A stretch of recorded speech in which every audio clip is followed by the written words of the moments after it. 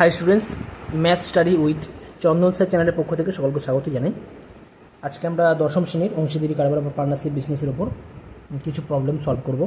আগের ভিডিওতে আমি কোশ্চেন নাম্বার 8 পর্যন্ত করেছিলাম লাস্ট, অর্থাৎ কোষে দেখি 14 কোশ্চেন নাম্বার 8 পর্যন্ত লাস্ট করানো হয়েছিল। এখন সেখান থেকেই কন্টিনিউ করা হচ্ছে। তো next question number 9। Question number 9 দেওয়া রয়েছে যে বছরের প্রথমে প্রদীপবাবু ও আমিনা বিবি যথাক্রমে 2400 টাকা ও 24,000 টাকা ও 30,000 টাকা নিয়ে ব্যবসা শুরু করেন। 5 মাস পর প্রদীপবাবু আরও 4,000 টাকা মূলধন দেন। বছর শেষে মোট 27,716 টাকা লাভ হলে কে কত টাকা লভ্যাংশ পাবেন আমাদের নির্ণয় করতে হবে। ঠিক আছে, তো দেখা যাক প্রবলেমটা আমাদের কীভাবে আমরা সলভ করি। Question number 9।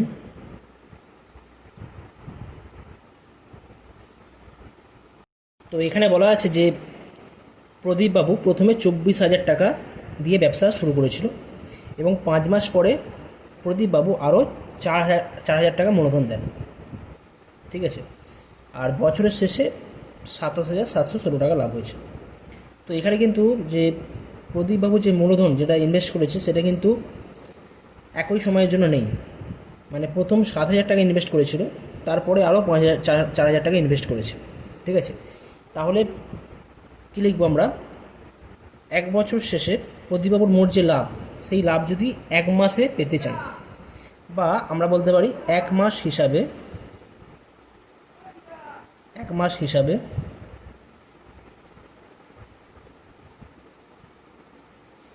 প্রদীপবাবুর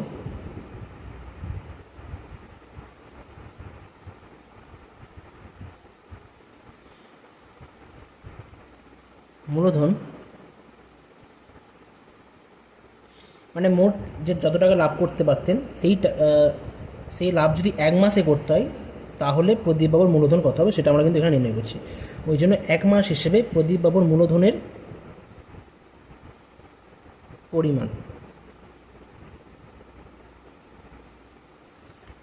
সমান, এখন ব্যাপার হচ্ছে প্রথমে 24,000 টাকা ইনভেস্ট করেছিল, কিন্তু 5 মাস পরে প্রদীপবাবু আরও 4,000 টাকা ইনভেস্ট করেছে। তার মানে প্রথম 5 মাস কিন্তু প্রদীপবাবু 24,000 টাকা করে খেটেছে, ব্যবসায় নিয়োগ ছিল। ঠিক আছে, তাহলে কী করে 5 × 24,000 প্লাস পরবর্তী 7 মাস কিন্তু প্রদীপবাবুর কত টাকা ইনভেস্ট হয়েছে? 24,000 টাকা তো ছিলই, প্লাস আরও 4,000 টাকা। তাহলে পরবর্তী 7 মাস কত হবে? ইন্টু 24-এর সাথে 4 যোগ করলে কত হয়? 24,000 প্লাস 4,000। কারণ বলা আছে যে প্রথমে তো 24,000 টাকা ইনভেস্ট করেছিল, কিন্তু 5 মাস পরে, কেন 7 করলাম এখানে? 12 থেকে 5 বাদ দিলে 7 পাচ্ছি, 1 বছরের ব্যাপার। আর 1 বছর মানে আমাদের 12 মাস।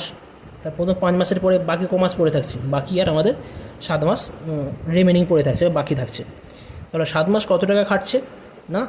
24 যোগ 4 করলে কত হবে না? 28,000 টাকা। তাহলে টোটাল কত হয়ে যাচ্ছে এটা? 24 মাসে 120, 120, 1,20,000 টাকা। আর প্লাস 7 8 56, 6 হাতে 5, 7 2 14, 5 19, 1,96,000 টাকা। তারপর টোটাল হয়ে যাচ্ছে কত টাকা? 0 6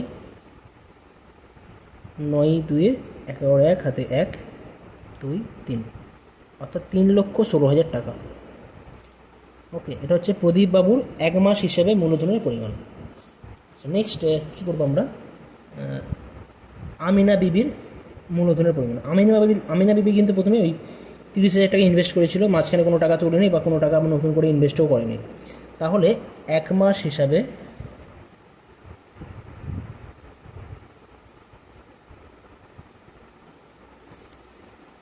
আমিনা বিবির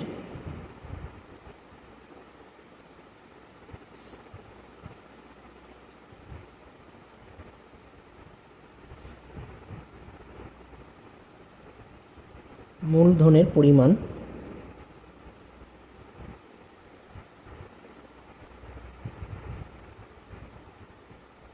সমান কত হবে? এখানে তো কোনো টাকা তুলেনি বা কোনো টাকা নতুন করে ইনভেস্ট করা হয়নি, তাহলে 12 গুণিতক 30,000 হবে। 3 × 36, অর্থাৎ 3,60,000 টাকা। 34 × 3, ব্যাস। এখন আমরা খুব সহজে এখন প্রদীপবাবু এবং আমিনা বিবির মূলধন অনুপাত আমরা নির্ণয় করতে পারি। ওকে, তাহলে এখান থেকে আমরা কি লিখব?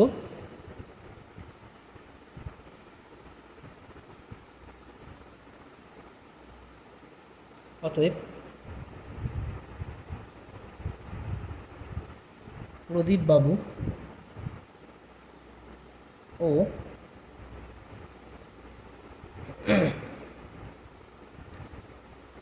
আমিনা বিবির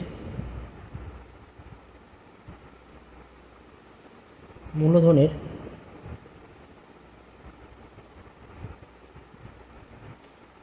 অনুপাত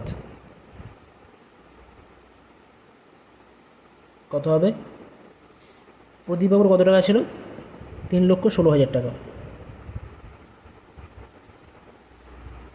আর আমিনা বিবির 3,60,000 টাকা।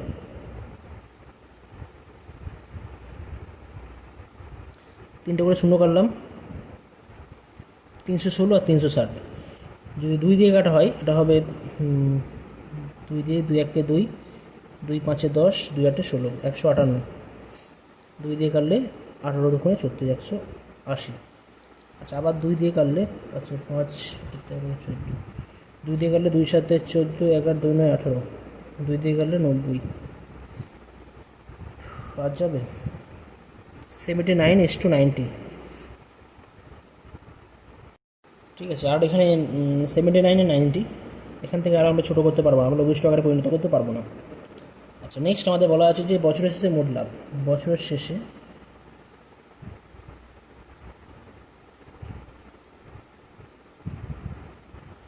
মোট লাভ সমান 27,716 টাকা। তাহলে কে কত লভ্যাংশ নির্ণয় করতে হবে? ওকে, অতএব প্রদীপবাবুর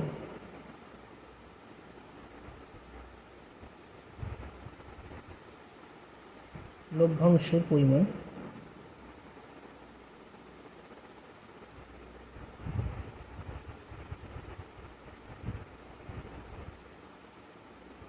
কত হবে? 79/79 + 90 ইন্টু 27716 ইকুয়াল টু 79 এটা যোগ করলে কত পাওয়া যাবে?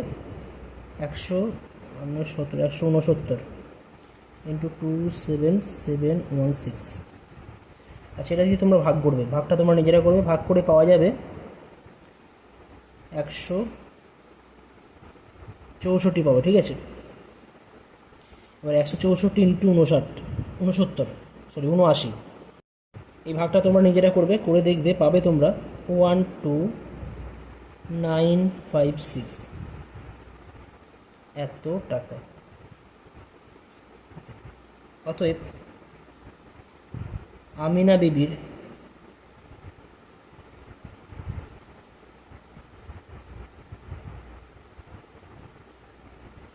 লভ্যাংশের পরিমাণ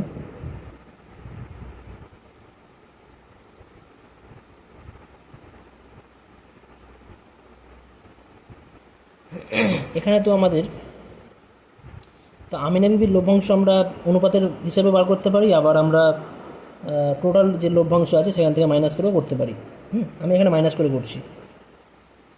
27,716, এখানে তো দুজনেই আছে, তাহলে মাইনাস করলে কিন্তু বাকি টাকাটা আমিনা বিবির জন্যই পড়ে থাকবে। 27,716 মাইনাস 12,956 বিয়োগ করলে কত হবে? বিয়োগটা তোমরা 6 থেকে 6 বাদ দিলে 0, 5 কত 11, 6 হাতে 1, 9 10, 10 17, 7, আচ্ছা হাতে 1 2 3, 7 থেকে 3 বাদ দিলে 4, 14,760 টাকা। 14,760 টাকা। তাহলে এখানে আমরা কমপ্লিট অ্যান্সার কত পেলাম? প্রদীপবাবুর লাভ হচ্ছে 12,956 টাকা এবং আমিনা বিবির লাভের পরিমাণ হচ্ছে 14,760 টাকা। Okay, next question, question number 10। Question number 10 দেওয়া আছে, নিয়ামত চাচা ও করবী দিদি যথাক্রমে 30,000 টাকা ও 50,000 টাকা মূলধন দিয়ে যৌথভাবে একটি ব্যবসা আরম্ভ করলেন। 6 মাস পরে নিয়ামত চাচা আরও 40,000 টাকা লগ্নি করলেন। মানে প্রথমে 30,000 টাকা লগ্নি করেছিলেন, 6 মাস পরে কিন্তু আরও 40,000 টাকা ইনভেস্ট করছে। কিন্তু করবী দিদি ব্যক্তিগত প্রয়োজনে 10,000 টাকা তুলে নিলেন। বছরের শেষে 19,900 টাকা লাভ হয়ে থাকলে কে কত টাকা পাবে? তো এটাও কিন্তু আগের মতন কিন্তু আমাদের 1 মাস হিসেবে আমাদের নিয়ামত চাচা এবং করবী দিদির মূলধন নির্ণয় করতে হবে। এখানে নিয়ামত চাচা টাকা ইনভেস্ট করেছে, কিন্তু করবী দিদি আবার 10,000 টাকা তুলে নিয়েছে, তো এটা আমাদের খেয়াল রাখতে হবে। ওকে, অঙ্কটা করা যাক। কোশ্চেন নাম্বার 10,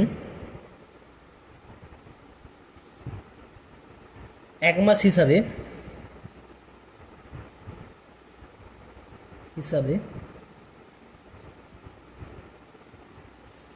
নিয়ামত চাচার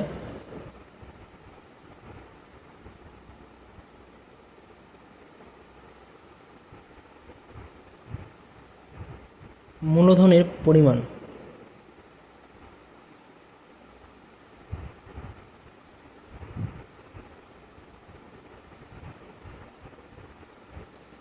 সমান কত হবে? তো নিয়ামত চাচা প্রথমে 30,000 টাকা ইনভেস্ট করেছে 6 মাসের জন্য, কিন্তু আরও 6 মাস পরে কিন্তু না, প্রথমে 30,000 টাকা ইনভেস্ট করেছিল, কিন্তু 6 মাস পরে আরও 40,000 টাকা ইনভেস্ট করেছে। তার মানে প্রথম 6 মাস 30,000 টাকা ব্যবসায় নিযুক্ত ছিল। পরবর্তী যে 6 মাস, তখন কিন্তু শুধুমাত্র 30,000 টাকা নেই, 30,000 টাকার সাথে আরও 40,000 টাকা অ্যাড হবে, তাই না? কারণ 6 মাস পরে তিনি আরও 40,000 টাকা লগ্নি করেছে, তাহলে 30 আর 40 যোগ করলে কত হয়? 70,000 টাকা। তাহলে 70,000 টাকা হয়ে যাচ্ছে। গুণ করলে পাবো 318, 1,80,000 টাকা। এটা 742, 4,20,000 টাকা। তা 4 লক্ষ, 5 লক্ষ, 6 লক্ষ হয়ে যাচ্ছে, সমান 6।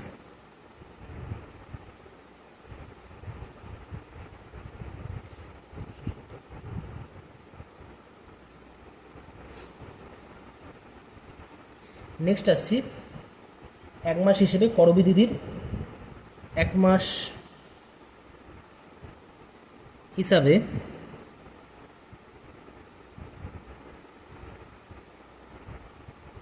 করবী দিদির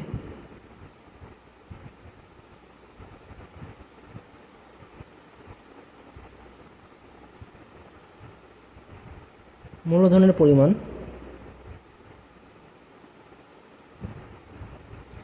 কত হচ্ছে? তো এখানে কিন্তু করবী দিদি 6 মাস পরে কিন্তু আমার 10,000 টাকা তুলে নিয়েছেন। প্রথমে 50,000 টাকা ইনভেস্ট করেছিলেন, কিন্তু 6 মাস পরে 10,000 টাকা তুলে নিচ্ছেন। তার মানে প্রথম 6 মাস কিন্তু কোনো অসুবিধা ছিল না, 50,000 টাকা করেই কিন্তু ব্যবসায়ী নিযুক্ত ছিল। কিন্তু পরবর্তী 6 মাস কিন্তু এই 50,000 থেকে 10,000 টাকা তুলে নিয়েছে, তাহলে কত টাকা পড়ে থাকবে? 40,000 টাকা। তাহলে পরবর্তী 6 মাসের প্রতি মাসে আর কি তার 40,000 টাকা করে কাটছে। 50 - 10 করলে 40 পাবো, তাহলে 40,000 টাকা। আমি আলাদা করে বিয়োগ করলাম না, আমি একেবারে করে দিচ্ছি 40,000 টাকা। 6 × 5 = 30, অর্থাৎ 3 লাখ প্লাস 4 × 6 = 24, 2,40,000 টাকা। এখন আমরা কি নির্ণয় করব?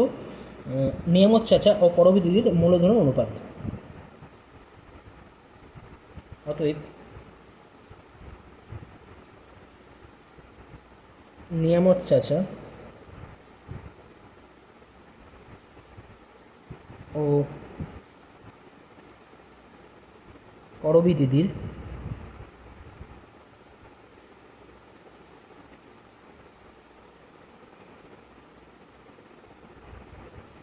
মূলধনের অনুপাত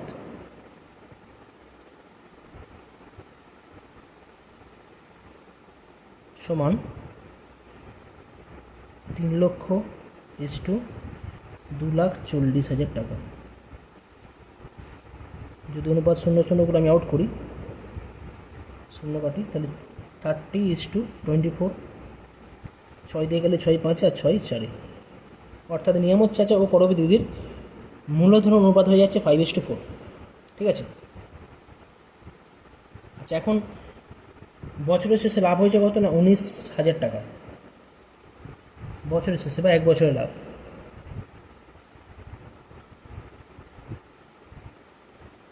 মোট লাভ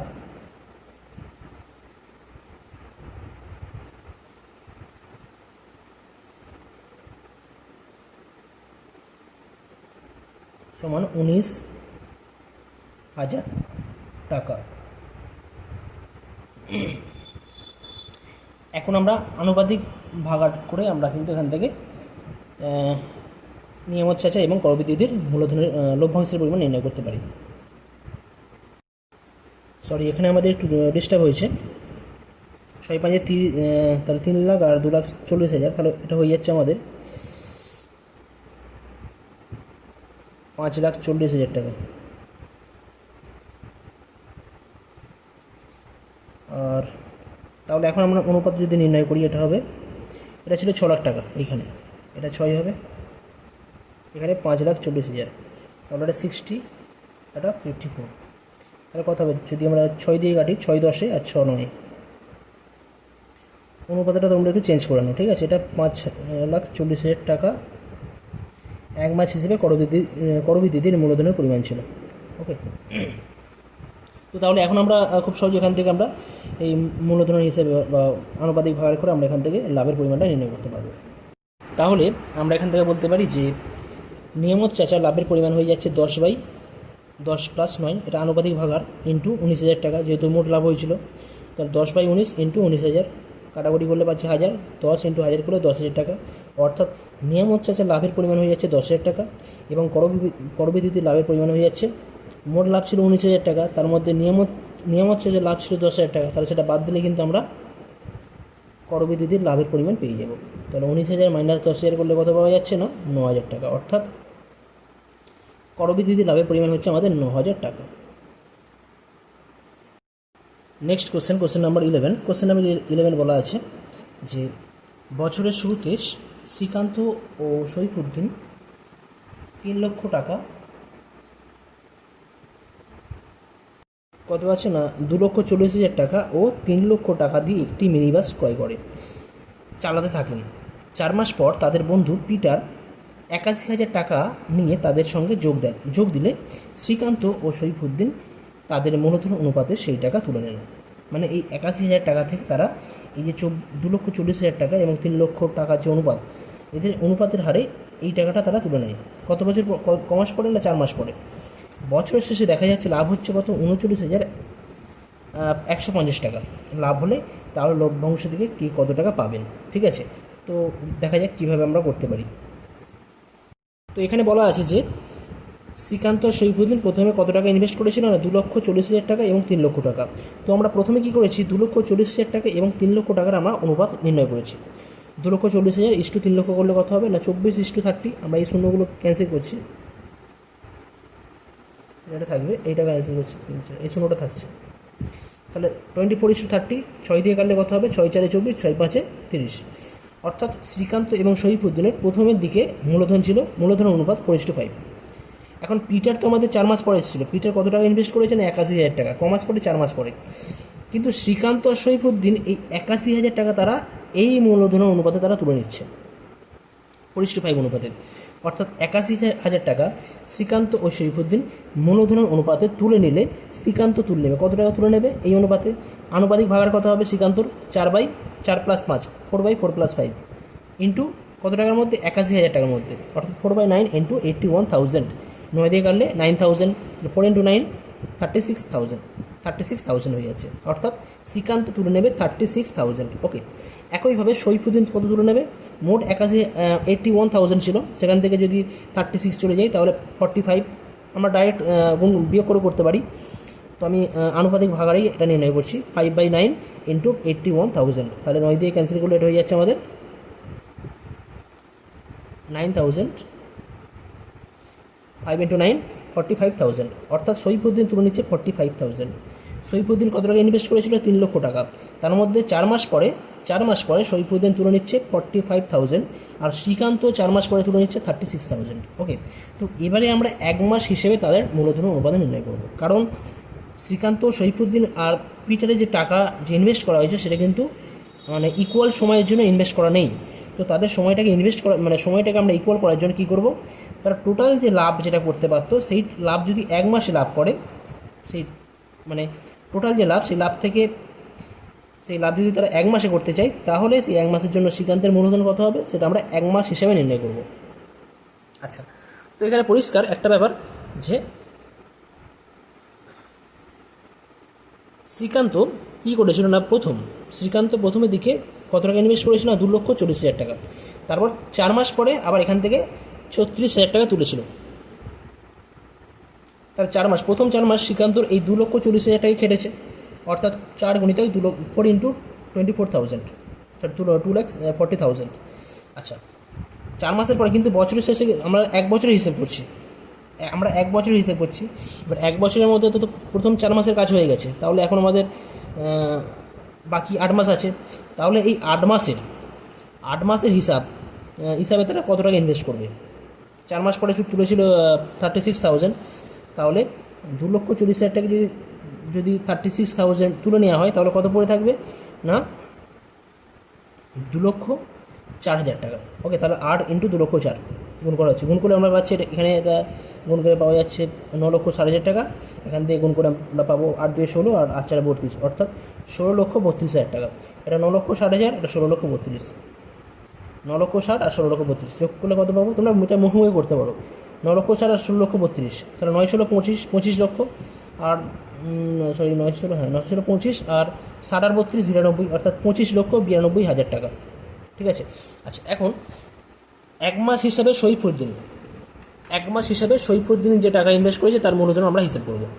ঠিক আছে, তো 1 মাস হিসাবে সৈফুদ্দিনের মূলধনের পরিমাণ কত হয়ে যাচ্ছে না, সৈফুদ্দিন প্রথমে 3 লক্ষ টাকা ইনভেস্ট করেছিলেন, তাহলে কত হবে না, 4 ইন্টু 3 lakhs ইন্টু বাকি যে 8 মাস রয়েছে, 8 মাসের ক্ষেত্রে 4 মাস পরে তো সৈফুদ্দিন 35,000 টাকা তুলে নিয়েছে, 45,000 এই টাকাটা তুলে নিয়েছিল।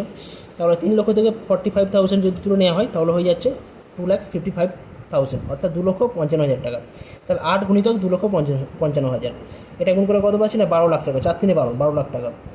আর 8 গুণিতক 2,55,000 করলে পাচ্ছি আমরা 20,40,000।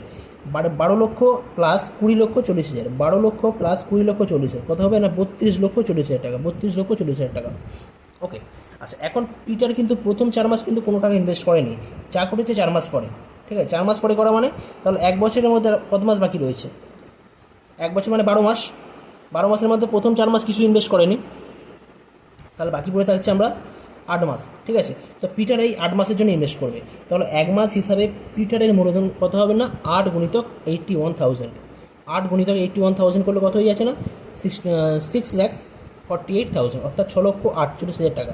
তো এখন আমরা এই যে অনুপাত, এই যে টাকাগুলো পাচ্ছি, 25,92,000, 32,40,000 আর 6,48,000 টাকা, এই টাকাগুলোর আমরা মূলধনের অনুপাত আমরা নির্ণয় করব। ঠিক আছে, এখন আমরা এই টাকার মূলধনের অনুপাত নির্ণয় করব। তাহলে আমরা কি পেলাম, শ্রীকান্ত, সৈফুদ্দিন এবং পিটারের মূলধনের অনুপাত 25,92,000, 32,40,000 এবং 6,48,000। আমরা প্রথমে এই শূন্যগুলো ক্যান্সেল করেছি, তাহলে পড়ে যাচ্ছে 2592:3240:648। ওকে, এখন আমরা কী করবো, 3 দিয়ে কেটেছি, প্রত্যেকটা সংখ্যা যোগ করে দেখো 3 দিয়ে ডিভিজিবল, 3 দিয়ে ভাগ করা যাবে। 2 5 যোগ করলে কত হয়, 7 7 8 7 9 16 16 16 2 18, 3 দিয়ে ডিভিজিবল, 3 দিয়ে 5 5 9, 3 দিয়ে ডিভিজিবল, 6 4 10 8 18 18, 3 দ্বারা ডিভিজিবল।